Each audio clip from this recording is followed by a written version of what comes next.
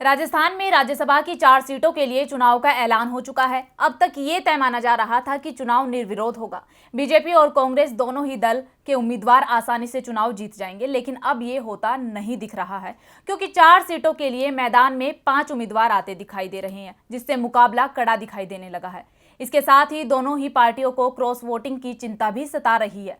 तो क्या है राजस्थान विधानसभा का समीकरण और किसे मिल सकती है जीत? देखिए ये रिपोर्ट। राज्यसभा चुनावों से डरी बीजेपी विधायकों की बाड़ेबंदी में जुट गई है। अभी तक दूसरे दलों में सेंध लगाने वाली बीजेपी के घर में ही अब सेंध लगती नजर आ रही है। बीजेपी को चिंता है कि चुनाव में उसके विधायक कांग्रेस उम्मीदवार को वोट ना दे दें।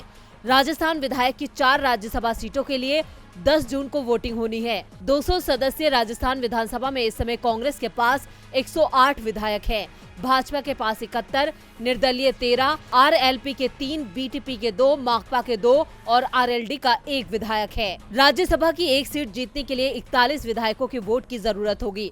ऐसे में कांग्रेस आसानी से 2 सीट जीतने में सफल रहेगी और बीजेपी को भी 1 सीट पर जीत मिलना तय है। पेच चौथी सीट को लेकर फंस रहा है। बीजेपी नेता गुलाब चंद कटारिया ने कहा कि पार्टी 2 सीटों के लिए उम्मीदवार उतारेगी और विधायकों की बाड़ेबंदी करेगी, जबकि कांग्रेस पहले ही 3 सीटों पर चुनाव लड़ने का ऐलान कर चुकी है।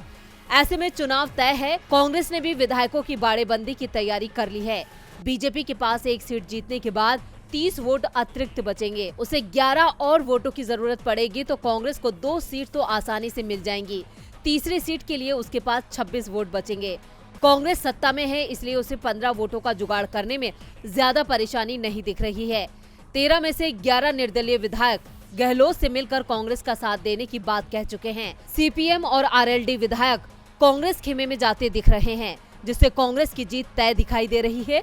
दूसरी ओर बीजेपी को सिर्फ बीटीपी के समर्थन की उम्मीद है। गुलाब चंद कटारिया ने दावा किया कि जो वोट कम पड़ रहे हैं उसकी भरपाई कांग्रेस विधायकों से कर ली जाएगी।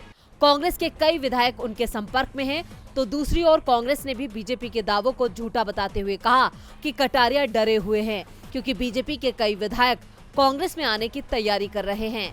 बीजेपी के 1 दर्जन से ज्यादा विधायक उसके संपर्क में हैं। ऐसे में कांग्रेस में सेंध लगाने का दावा करने वाली बीजेपी खुद ही मुसीबत में फंसती दिख रही है। डीबी लाइव की रिपोर्ट।